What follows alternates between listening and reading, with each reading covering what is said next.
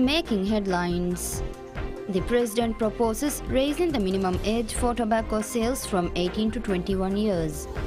The Homeland Security Minister emphasizes the importance of statistics in shaping effective government policies.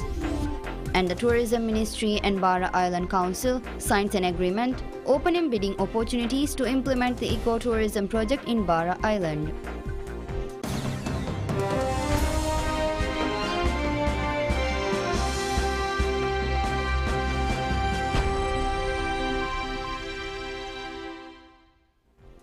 Bismillahirrahmanirrahim. Assalamu alaikum. Hello and welcome to PSMNEWS in English. I'm Utbah Mahmoud, your host for the afternoon. President Dr. Mohammad Muiz proposes raising the minimum age for tobacco sales from 18 to 21 years. In a social media post, he stated that alongside a ban on importing and using vaping devices, the Tobacco Control Act should be revised to set the minimum age for tobacco sales at 21. He aims to discourage young people from developing unhealthy habits and plans to present these changes to the Parliament.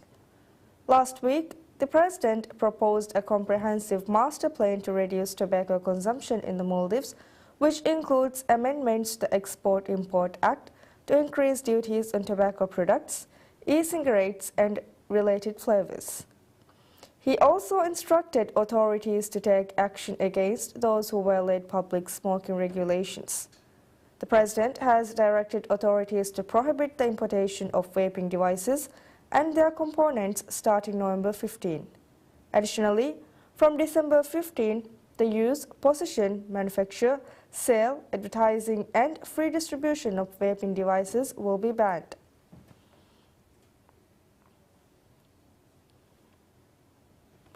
The government proposes amendments to the Export-Import Act aimed at increasing import duties on tobacco and tobacco products as part of its efforts to control tobacco use. The bill was presented to the Parliament by parliamentarian Ibrahim Muhammad. The proposed amendments include increase in import duties on cigarettes, e-cigarettes, and the flavors and chemicals used in vaping products and all tobacco products. Additionally, the importation of e-cigarettes, vape products and related items will be banned starting November 15. Attorney General Ahmad Usham explained that the amendments propose a 25% duty and $0.20 per cigarette. Flavors and chemicals added to e-cigarettes or other tobacco products will incur a 50% duty and $0.52 per milliliter on goods imported before the cutoff date. Moreover, the amendment includes a 50% duty and $0.52 per stick on heated tobacco products which are designed to be heated without combustion. The government is also proposing a 200% duty on e-cigarettes and vaping devices. The bill outlines the estimated revenue from these import duties, projecting that Maldives will collect approximately $68 million next year. It also includes amendments related to the circumstances under which import duty and royalty revenues can be exempted. Starting next month, the duties on cigarettes and tobacco will be raised as stated by President Dr. Mohammad Muiz. Furthermore, the President has announced plans to implement a ban on vaping effective from December 15. He confirmed that the import of vaping devices and their components will be prohibited starting November 15. Minister of Homeland Security and Technology Ali Hassan emphasizes the importance of statistics in shaping effective government policies. He made the remarks during the National Statistics Day event hosted by the Maldives Customs Service. Speaking at the event, Minister Hassan noted that strong statistical decisions can significantly benefit the country and its businesses. He also noted that nearly 50% of imports are duty-free, which results in a substantial revenue loss for the state, calling for a review of these figures to improve revenue generation. He further addressed the previous trend of concealing statistics in Maldives, advocating for greater transparency and accessibility of data for the public. Meanwhile, Commissioner General of Customs Fatma Diana highlighted the Customs Service responsibility to provide accurate import and export statistics pledging to prioritize data disclosure. She stressed the necessity of data-driven decisions for the nation's development across various sectors.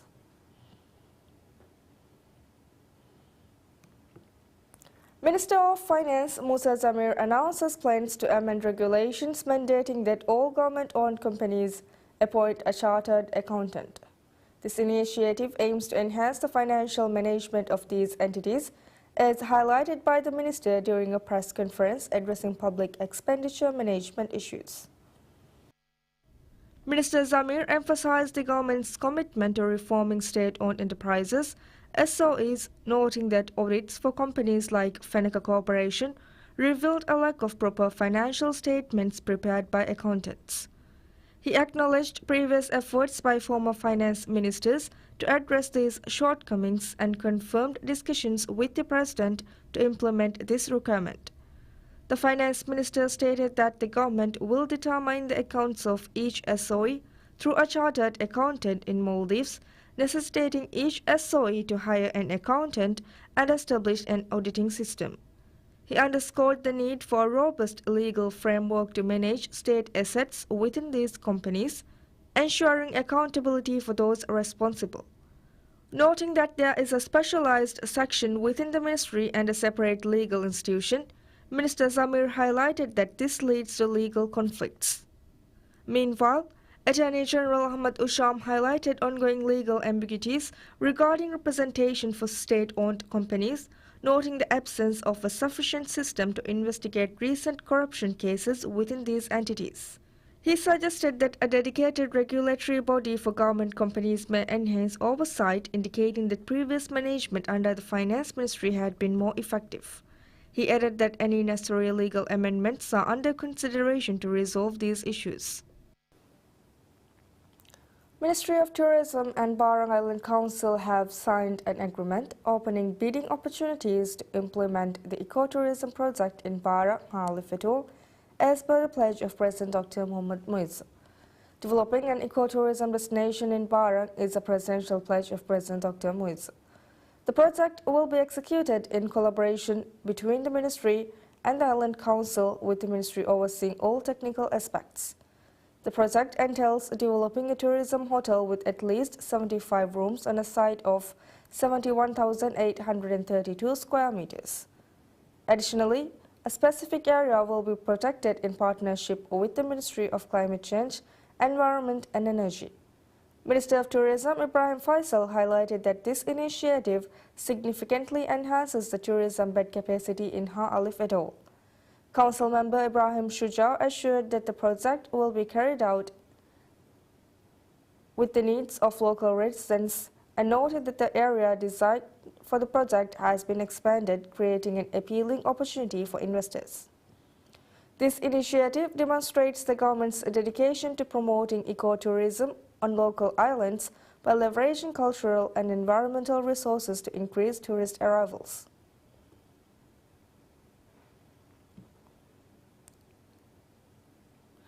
Minister of Climate Change, Environment and Energy, Tariq Ibrahim says work is ongoing to enhance electricity networks on islands to facilitate the installation of solar photovoltaic PV systems under the net metering regulations.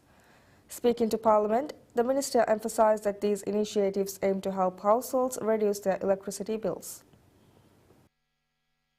In response to parliamentarian Amin Faisal's concerns about some households in Kaditim Island not receiving permission to install solar PV systems, Minister Tariq explained that the electricity grid in the island can only accommodate a maximum of 40 additional connections, as exceeding this limit could jeopardize the grid's stability, particularly in the context of climate change. The minister noted that solar PV systems in the island currently supply 43% of the island's peak load, and further installations can be supported by enhancing battery energy storage and the electricity network.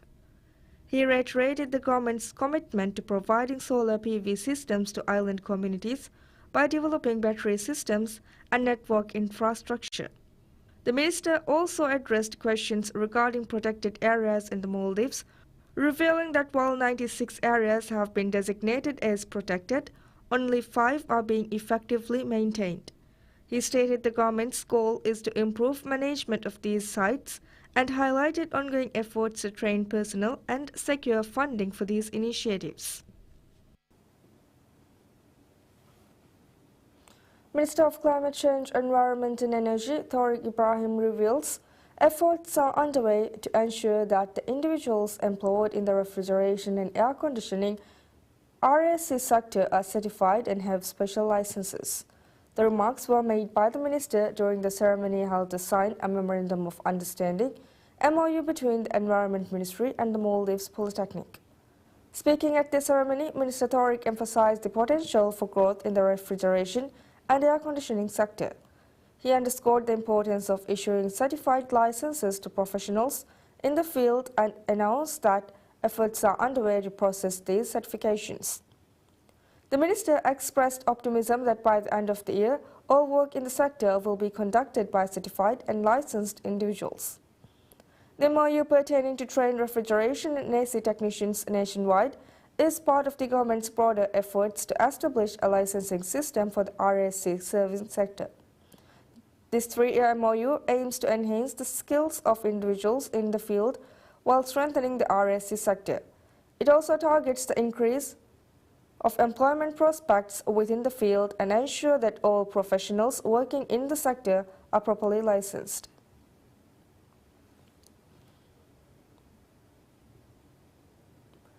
The Ministry of Construction and Infrastructure announces its readiness to conduct studies for the development of roads in Male and Vilimale. State Minister for Construction and Infrastructure Ibrahim Nazim informed PSMNEWS that the reconstruction of the roads will commence shortly to address existing issues. Preparations for the necessary studies are underway, and technical experts will soon arrive in the Maldives to initiate this research. He stated that the completion of the roadworks will provide a lasting solution to the challenges currently faced by these roadways. The road development in Male and Vilimale will be funded through grants from the Chinese government. This initiative includes paving city roads and enhancing water and sewerage systems, electrical infrastructure, stormwater management, and fire hydrants. Earlier this year, the Road Development Corporation (RDC) was awarded the contract to conduct topographic, geotechnical, hydrological surveys, and environmental impact assessments (EIA) for the road construction project in Vilimale. A total of 5.6 kilometers of roads will be constructed, including the installation of electrical, sewerage, and drainage systems. The primary challenges facing the roads in Male include deterioration and flooding. While previous efforts have been made to address these issues, no permanent solutions have been implemented to date. In the interim, temporary drainage systems are being installed in the most flood-prone areas of the city. The Maldives Inland Revenue Authority (MIRA) has been granted enhanced authority to take immediate action against individuals evading tax payments by withholding their bank accounts. Under the revised rules and seizure of funds in bank accounts, MIRA can now seize funds from the accounts of tax evaders under specific conditions, thereby eliminating the previous 60-day waiting period. This amendment allows MIRA to act promptly upon issuing the necessary notices. Furthermore, the notice period for tax evaders has been reduced from 30 days notice to a single 15 days notice. The timeline for advancing to the next stage after disclosing the names of non-payers has also been shortened from 15 days to just 5. The new regulations also introduce significant concessions for MIRA taxpayers. MIRA has established a system for the automatic deduction of owed amounts for individuals who have not fulfilled their tax obligations, ensuring that no punitive action will be taken against them for non-payment. However, should substantial tax debts persist, the agency will pursue recovery measures.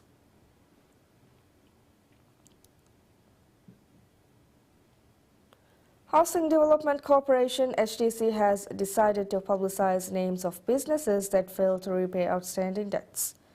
In a statement release, HTC stated that this initiative aims to enhance the corporation's management and operations, as well as to take necessary actions against businesses that have not settled their debts. As such, HTC has informed all parties to ensure that all payments for the commercial services provided by the corporation, as well as for properties leased and allocated for development, are completed by November 30. HTC warned that businesses failing to meet their payment obligations will receive one final notice. Following this, their names and the amounts owed will be published on the website. Additional information regarding outstanding debts can be requested via email. While HTC has instructed all businesses to complete the outstanding payments, concurrently state-owned enterprises are working to improve their management practices by ensuring timely receipts of funds while minimizing liabilities.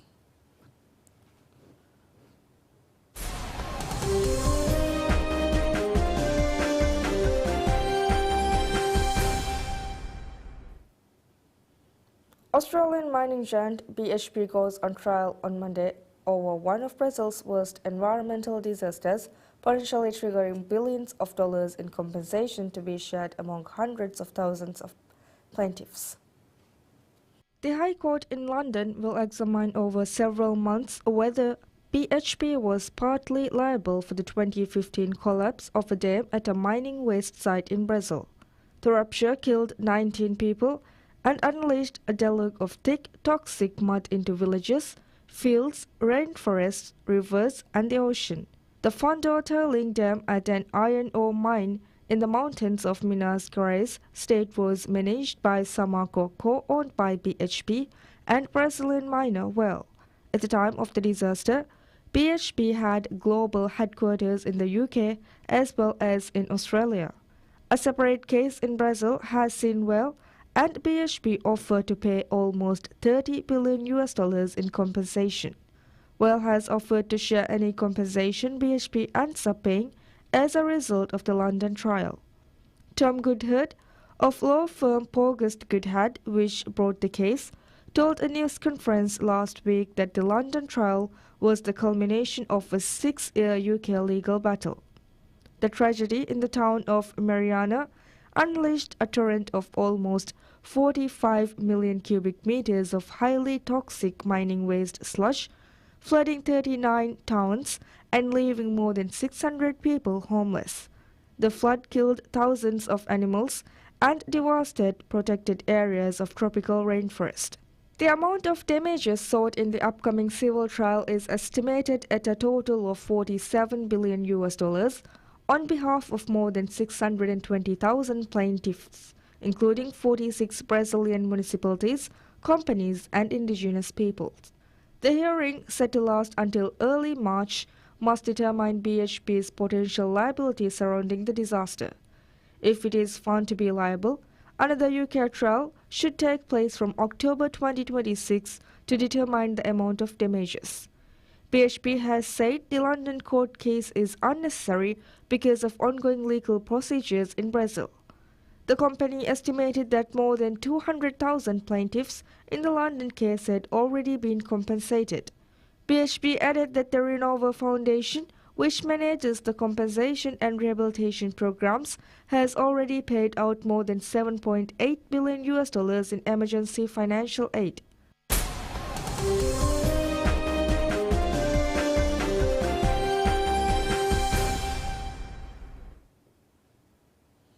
Israel conducted airstrikes hitting a Lebanese association linked to Hezbollah, accusing it on Monday of financing the group's weapons as it expanded the scope of its raids beyond military targets. In southern Lebanon, Israeli strikes hit Al-Ghad al-Hassan branches in the cities of Nabatea and Tyre overnight, according to the official national news agency. On Monday, the Israeli military said it had conducted a series of strikes against dozens of facilities and sites used by Hezbollah in Beirut and southern Lebanon, including on branches of the financial institution. The strikes mark an expansion of Israel's nearly month-long war with Hezbollah as it seeks to degrade the group's ability to fund operations. Israel accuses Al-Ghad al-Hassan of funding Hezbollah's terror activities, including the purchase of weapons and payments to militants. Hezbollah built its loyal support base in Shia Muslim areas of Lebanon by providing protection, health, education, and financial services in a state long racked by sectarianism and corruption. Al-Ghad Al-Hassan is a Hezbollah-linked financial firm offering microcredit in a country where the traditional banking system collapsed 5 years ago at the start of a crushing economic crisis.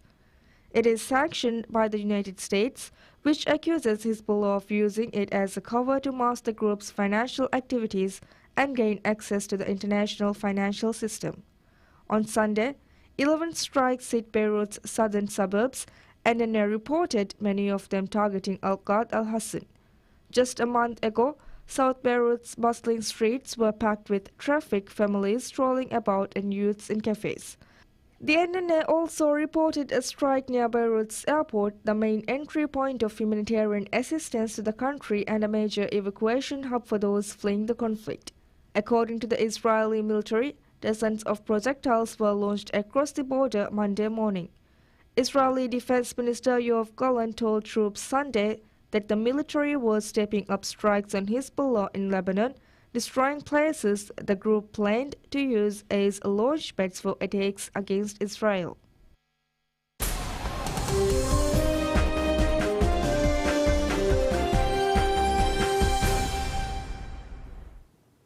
Saudi Arabia's Al Hilal handed defending champions Al Ain a dramatic 5-4 defeat in the Asian Champions League Elite on Monday as Salim Al-Dawsari's hat-trick in an incident-filled clash overshadowed Neymar's return to competitive action.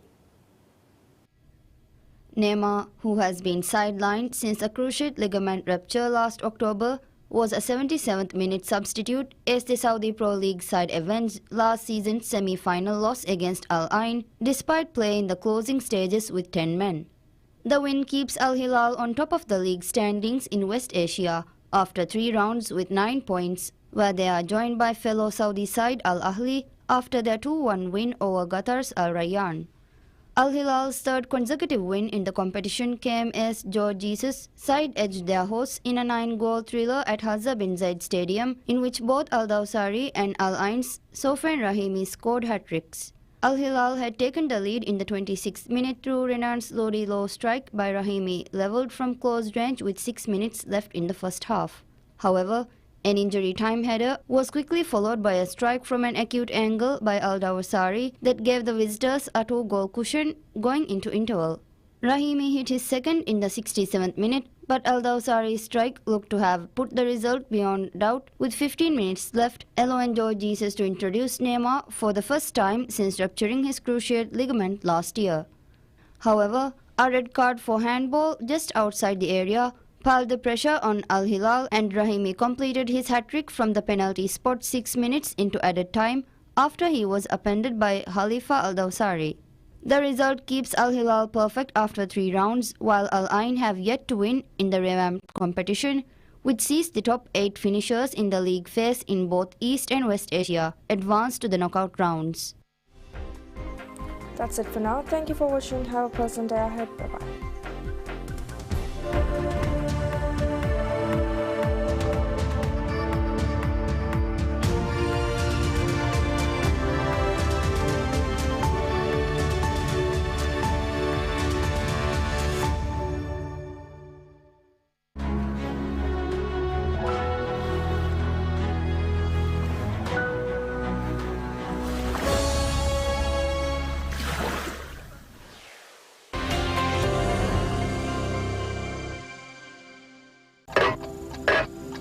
එගාර November නවාස්තක නොවදිහ හතරකුම් ෆෙෂිගෙන් මෙදු කැඩුවෙන් නැති. ඒ අඩු එහෙරි ඉරාත් ප්‍රවියාගුන් දුනිය ගණිත රාජ්‍යයේ පතුරවල කම්මියනි ගොම් දිෆා කරන පොර සිතාංග මිය දායිලා ෆොය අගොමෙන් දියුන්ත හොගාවස් කුන්නේ දිහි බත්තකින් කොලගෙන් දියවන්ත දුවයි කී දොංකොක්ක මේ මාලේ බා වෙට්ටුනි මත් ෆෙෂනේ කියාව දක්කා